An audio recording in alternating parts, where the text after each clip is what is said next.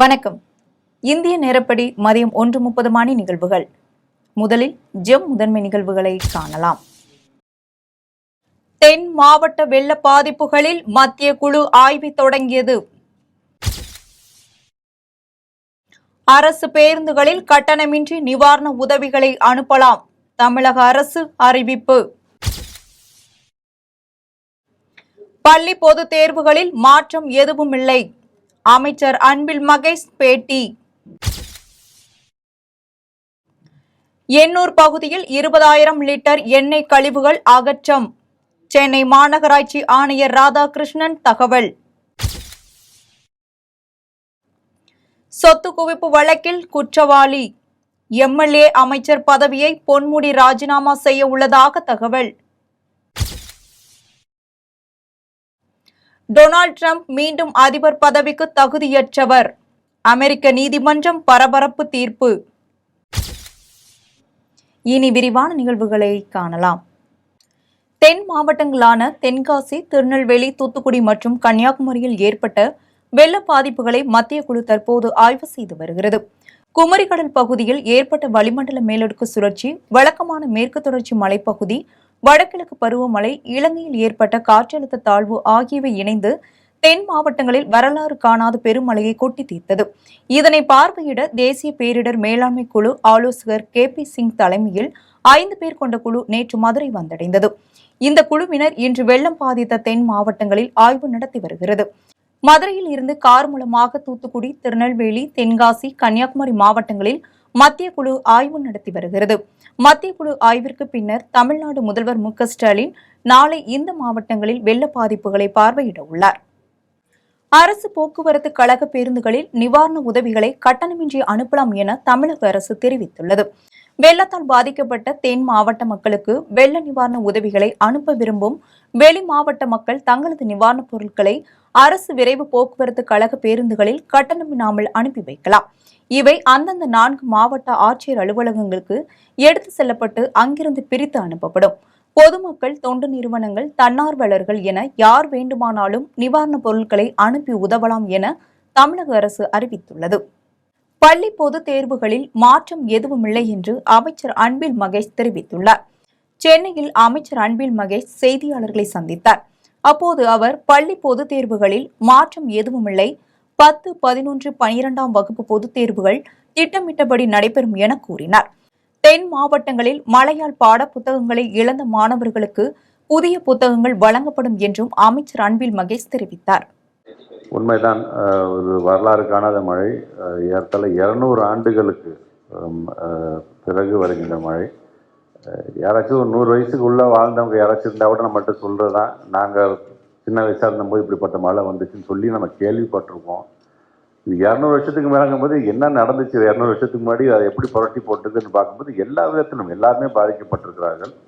ஏற்கனவே நம்முடைய காஞ்சிபுரம், திருவள்ளூர், செங்கல்பட்டு இந்த பகுதியை சார்ந்திருக்கின்ற சென்னையெல்லாம் பாதிக்கப்பட்ட போது உடனடியாக, ஏன்னா அப்போ தேர்வு நடைபெற்று கொண்ட நேரம் அது, அதையும் நாங்கள் நிறுத்தி முதல்ல அந்த பிள்ளைங்களுக்கு நம்முடைய மாண்புமிகு தமிழ்நாட்டு முதலமைச்சர் அவருடைய ஆணைப்படி அந்த புத்தகத்தை வழங்கிவிட்டு தான் அந்த தேர்வு நடத்தினோம். இப்போ இந்த ஜேடிஸ் இப்போ அந்த பகுதிக்கான இன்சார்ஜாக இருக்கிறவங்க மூலமாக இப்போ நாங்கள் தெரிஞ்சுக்க போகிறோம் எவ்வளோ பாதிப்புகள் இருக்கின்றது, எத்தனை பள்ளிக்கூடங்கள் பாதிக்கப்பட்டிருக்கின்றது. எண்ணூர் பகுதியில் இதுவரை 20,000 லிட்டர் எண்ணெய் கழிவுகள் அகற்றப்பட்டுள்ளதாக சென்னை மாநகராட்சி ஆணையர் ஜே. ராதாகிருஷ்ணன் தெரிவித்துள்ளார்.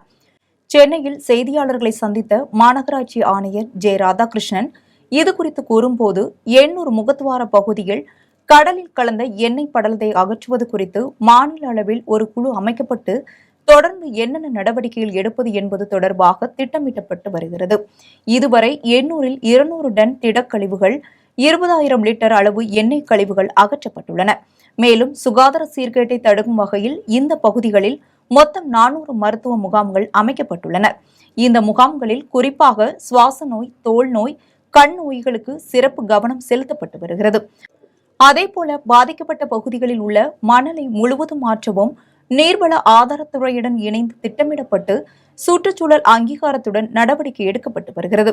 எண்ணெய் படலத்தை அகற்றும் பணிக்கு காலக்கெடு நிர்ணயிக்க முடியாது. எண்ணெய் முழுவதும் அகற்றிவிட்டால் கூட அந்த பகுதிகளில் உயிரினங்களையும் மீண்டும் கொண்டு வருவதற்கு அதிக காலம் எடுக்கும்.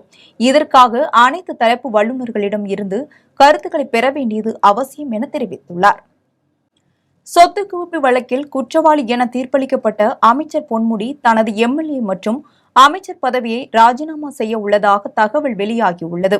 அமைச்சர் பொன்முடி வருமானத்திற்கு அதிகமாக சொத்து சேர்த்த வழக்கை விசாரித்த சென்னை உயர்நீதிமன்றம் இருவரின் விடுதலையை ரத்து செய்து இருவரும் குற்றவாளிகள் என தீர்ப்பளித்தது.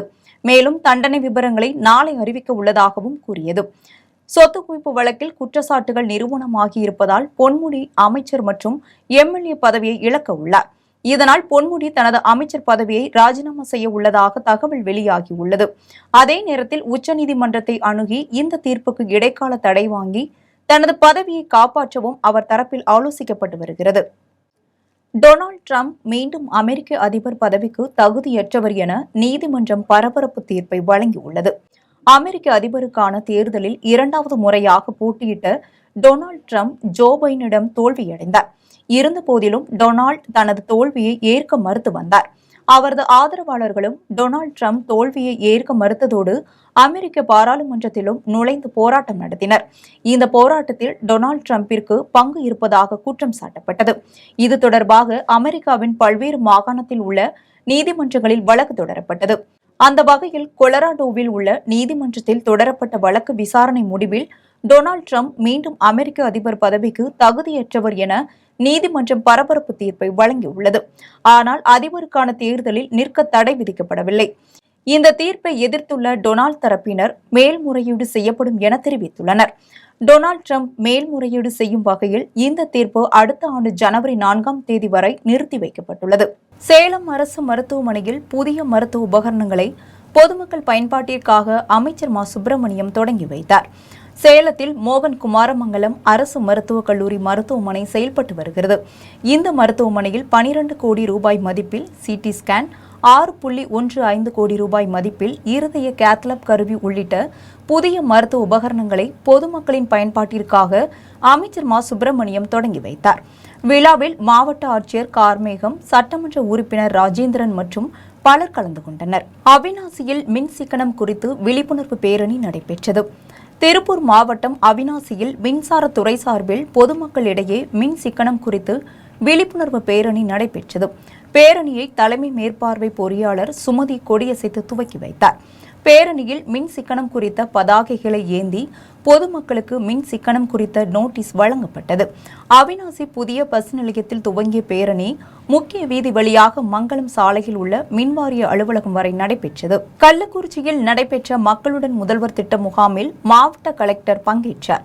கள்ளக்குறிச்சியில் பொதுமக்களின் குறைகளை கேட்கும் மக்களுடன் முதல்வர் திட்ட முகாம் நடைபெற்றது.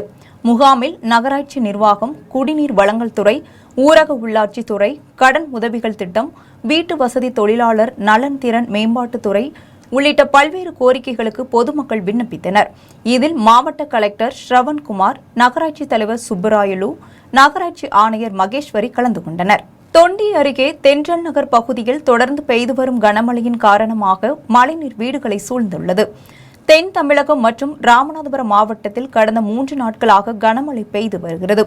இந்நிலையில் தொண்டி பேரூராட்சி 1வது வார்டு பகுதியான எம்ஆர் பட்டினம் தென்றல் நகர் பகுதியில் மழைநீர் வீடுகளை சூழ்ந்துள்ளது. மேலும் சாலையில் முழங்கால் அளவிற்கு மழைநீர் தேங்கி நிற்பதால் குழந்தைகள் மற்றும் முதியோர்கள் கடும் சிரமத்தை சந்தித்து வருகின்றனர். எனவே தேங்கி மழைநீரை அகற்ற உடனடியாக நடவடிக்கை எடுக்க வேண்டும் என அப்பகுதி மக்கள் கோரிக்கை விடுத்துள்ளனர். மீனவர்களின் வாழ்வாதாரம் பாதிக்க காரணமாக இருந்த சிபிசிஎல் நிறுவனத்தை இழுத்து மூடி சீல் வைக்க வேண்டும் என கலெக்டர் அலுவலகத்தில் மனு அளிக்கப்பட்டது. சென்னை மணலி சிபிசிஎல் நிறுவனத்தின் ஆயில் வெளியேறி எண்ணூர் முதல் மெரினா வரையில் கடலில் எண்ணெய் படலமானது. 6 நாட்களாகியும் எண்ணெய் படலம் அகற்றுவதில் சிக்கல் ஏற்பட்டுள்ளது. இந்நிலையில் பாரத மக்கள் கழகம் சார்பில் அதன் நிறுவன தலைவர் பிரபாகரன் தலைமையில் நிர்வாகிகள் ஒன்று கூடி சென்னை கலெக்டர் அலுவலகத்தில் சிபிசிஎல் நிறுவனத்தை இழுத்து மூட கோரி மனு அளித்தனர். மதுரையில் விடுதலை சிறுத்தைகள் கட்சி வழக்கறிஞர் அணியின் சார்பில் சாலை மறியல் போராட்டம் நடைபெற்றது. மதுரையில் விடுதலை சிறுத்தைகள் கட்சி வழக்கறிஞர் அணியின் சார்பில் நடைபெற்ற சாலை மறியல் போராட்டத்திற்கு கட்சியின் மாநகர மாவட்ட அமைப்பாளர் தேவ அருள் ஜோசப் தலைமை தாங்கினார்.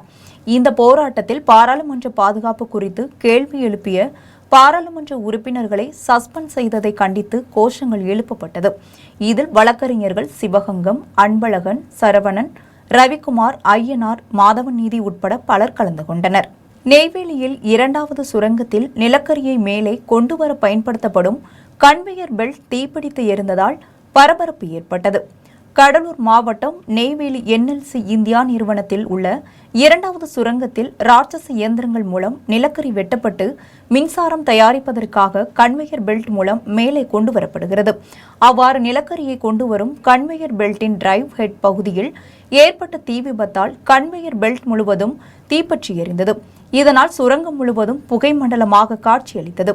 இதுகுறித்து தகவல் அறிந்த தீயணைப்பு துறையினர் நீண்ட நேரம் போராட்டத்திற்கு பின்பு தீயை கட்டுக்குள் கொண்டு வந்தனர். கோவை மக்களை மகிழ்விக்க கோயம்புத்தூர் ஷாப்பிங் திருவிழா டிசம்பர் 23ஆம் தேதி துவங்கி 10 நாட்கள் நடைபெற உள்ளது. கோவையில் ஒவ்வொரு ஆண்டும் புத்தாண்டை முன்னிட்டு அவிநாசி சாலையில் உள்ள கொடிசியா வளாகத்தில் ஷாப்பிங் திருவிழா நடைபெற்று வருகின்றது. இந்த ஆண்டு கோவை மக்களை மகிழ்விக்க வருகிற 23ஆம் தேதி ஷாப்பிங் திருவிழா துவங்கி 10 நாட்கள் நடைபெற உள்ளது. ஒவ்வொரு நாளும் பல்வேறு பொழுதுபோக்கு நிகழ்ச்சிகள் நடைபெற உள்ளது. இந்த தகவலை ஷாப்பிங் திருவிழாவின் தலைவர் ராஜேந்திரன், கொடிசியா தலைவர் திருஞானம் ஆகியோர் தெரிவித்தனர். கணவர் 2வது திருமணம் செய்து கொண்டதாக கூறி அவரது மனைவி போலீஸ் நிலையத்தில் தர்ணாவில் ஈடுபட்டதால் பரபரப்பு ஏற்பட்டது. பூந்தமல்லி அடுத்த செந்நீர்குப்பம் பகுதியைச் சேர்ந்த திவ்யாவிற்கும் அதே பகுதியைச் சேர்ந்த அசோக்குமாருக்கும் கடந்த 2019ஆம் ஆண்டு திருமணம் நடைபெற்றது. திவ்யா கர்ப்பமான நிலையில் அவரை பெற்றோர் வீட்டிற்கு அனுப்பி வைத்த அசோக்குமார் இதுவரை மனைவியையும் குழந்தையும் பார்க்க வரவில்லை. இந்நிலையில் தனது கணவர் 2வது திருமணம் செய்து கொண்டதாகவும் திருமணத்துக்கு முன்பாக பல பெண்களுடன் தொடர்பு இருப்பதாகவும் பூந்தமல்லி காவல் நிலையத்தில் திவ்யா புகார் அளித்தார். இதுகுறித்து போலீசார் விசாரணை செய்த நிலையில் இந்த வழக்கு பூந்தமல்லி அனைத்து மகளிர் காவல் நிலையத்திற்கு விசாரணைக்காக மாற்றப்பட்டது. அப்போது திவ்யா திருமணமான போது எடுத்துக்கொண்ட புகைப்படத்தை கையில் வைத்தபடி உறவினர்களுடன் பூந்தமல்லி காவல் நிலையத்தின் முன்பு தர்ணா போராட்டத்தில் ஈடுபட்டார். ஓமலூரில் மக்களுடன் முதல்வர் திட்டத்தில் பொதுமக்களிடம் மனுக்கள் பெறும் சிறப்பு முகாம் நடைபெற்றது. சேலம் மாவட்டம் ஓமலூர் பேரூராட்சிக்குட்பட்ட செவ்வாய் சந்தை சமுதாய கூடத்தில் மக்களுடன் முதல்வர் என்ற திட்டத்தில் பொதுமக்களிடம் மனுக்கள் பெறும் சிறப்பு முகாம் நடைபெற்றது. இந்த முகாமில் ஆதிதிராவிடர் நலத்துறை, பிற்படுத்தப்பட்டோர் நலத்துறை, மின்சாரத்துறை, வருவாய்த்துறை, நகராட்சி மற்றும் குடிநீர் வடிகால் வாரியம் உள்ளிட்ட 13 துறை அதிகாரிகள் கலந்து கொண்டு பொதுமக்களிடமிருந்து மனுக்களை பெற்றுக் கொண்டனர். மாடம்பாக்கம் தனியார் பள்ளியில் மாணவர்களின் அறிவியல் கண்காட்சி நடைபெற்றது. தாம்பரம் மாடம்பாக்கத்தில் டிரைவ் வீல்ஸ் தனியார் பள்ளி சார்பில் மாணவர்களின் புதிய கண்டுபிடிப்புகளை ஊக்குவிக்கும் வகையில் ப்ராஜெக்ட் டே என்ற அறிவியல் கண்காட்சி நடைபெற்றது. இதில் 1ஆம் வகுப்பு முதல் 11ஆம் வகுப்பு வரை உள்ள 300க்கும் மேற்பட்ட மாணவர்கள் அவர்களின் படைப்பாற்றலை வடிவமைத்து மிகவும் அருமையாக காட்சிப்படுத்தினர். மின்சாரம் தயாரிக்கும் முறை, helicopter, smart city, smart car parking மற்றும் சைக்கிள் மின் மோட்டார் பயன்படுத்துதல், பசுமை வீடு, ட்ரோன் மூலம் கண்காணிப்பு உள்ளிட்ட 300க்கும் மேற்பட்ட கண்டுபிடிப்புகள் இதில் இடம்பெற்றன. இந்த கண்காட்சியை மாணவர்களின் பெற்றோர்களும் கண்டுகளித்தனர். ஸ்ரீபெரும்புதூர் அருகே 6000 ரூபாய் நிவாரணத் தொகை வழங்க கோரி விடுதலை சிறுத்தைகள் கட்சியினர் தாசில்தாரிடம் மனு அளித்தனர். காஞ்சிபுரம் மாவட்டம் ஸ்ரீபெரும்புதூர் ஒன்றியத்திற்குட்பட்ட இருங்காட்டுக்கோட்டை ஊராட்சியில் 2000க்கும் மேற்பட்ட குடும்பத்தினர் வசித்து வருகின்றனர். இப்பகுதி மக்கள் மிக்ஜாம் புயல் காரணமாக பெய்த கனமழையால் கடுமையாக பாதிக்கப்பட்டனர் எனவும் அவர்களுக்கு அரசு அறிவித்த 6000 ரூபாய் நிவாரணத் தொகை வழங்க வேண்டும் என்று விடுதலை சிறுத்தைகள் கட்சி நிர்வாகியும் இருங்காட்டுக்கோட்டை முன்னாள் ஊராட்சி மன்ற துணைத் தலைவருமான முருகவேல் தலைமையில் ஸ்ரீபெரும்புதூர் தாசில்தார் சுந்தரமூர்த்தியிடம் மனு அளிக்கப்பட்டது. மனுவை பெற்றுக்கொண்ட தாசில்தார் நிவாரணத் தொகை பெறுவதற்கான நடவடிக்கை எடுக்கப்படும் என உறுதியளித்தார். சென்னையில் இன்று ஆபரண தங்கத்தின் விலை 1 சவரன் 320 ரூபாய் அதிகரித்து 46,680 ரூபாய்க்கு விற்பனை செய்யப்படுகிறது. சென்னையில் இன்று 1 கிராம் ஆபரண தங்கம் 40 ரூபாய் அதிகரித்து 5,835 ரூபாய்க்கு விற்பனை செய்யப்படுகிறது. 1 சவரன் 320 ரூபாய் அதிகரித்து 46,680 ரூபாய்க்கு விற்பனை செய்யப்படுகிறது. 24 கேரட் தூய தங்கம் 1 சவரன் 50,920 ரூபாய்க்கு விற்பனை செய்யப்படுகிறது. 1 கிராம் வெள்ளி 80 ரூபாய் 20 காசுகளுக்கும் 1 கிலோ வெள்ளி 80,200 ரூபாய்க்கும் விற்பனை செய்யப்படுகிறது. மும்பை பங்குச்சந்தை இன்று உயர்வுடன் காணப்படுகிறது. மும்பை பங்குச்சந்தை குறியீட்டு எண் சென்செக்ஸ் 380 புள்ளிகள் அதிகரித்து 71,817 புள்ளிகளில் வணிகமாகிறது. தேசிய பங்குச்சந்தை குறியீட்டு எண் நிப்டி 123 புள்ளிகள் அதிகரித்து 21,576 புள்ளிகளில் வணிகமாகிறது. மீண்டும் ஜெம் முதன்மை நிகழ்வுகள். தென் மாவட்ட வெள்ள பாதிப்புகளில் மத்திய குழு ஆய்வை தொடங்கியது. அரசு பேருந்துகளில் கட்டணமின்றி நிவாரண உதவிகளை அனுப்பலாம். தமிழக அரசு அறிவிப்பு. பள்ளி பொதுத் தேர்வுகளில் மாற்றம் எதுவுமில்லை. அமைச்சர் அன்பில் மகேஷ் பேட்டி. எண்ணூர் பகுதியில் 20,000 லிட்டர் எண்ணெய் கழிவுகள் அகற்றம். சென்னை மாநகராட்சி ஆணையர் ராதாகிருஷ்ணன் தகவல். சொத்து குவிப்பு வழக்கில் குற்றவாளி எம்எல்ஏ அமைச்சர் பதவியை பொன்முடி ராஜினாமா செய்ய உள்ளதாக தகவல். டொனால்ட் ட்ரம்ப் மீண்டும் அதிபர் பதவிக்கு தகுதியற்றவர். அமெரிக்க நீதிமன்றம் பரபரப்பு தீர்ப்பு. இத்துடன் ஜெம் நிகழ்வுகள் நிறைவடைகின்றன. மீண்டும் நிகழ்வுகளை காண தொடர்ந்து இணைந்திருங்கள் ஜெம் தொலைக்காட்சியுடன். நன்றி, வணக்கம்.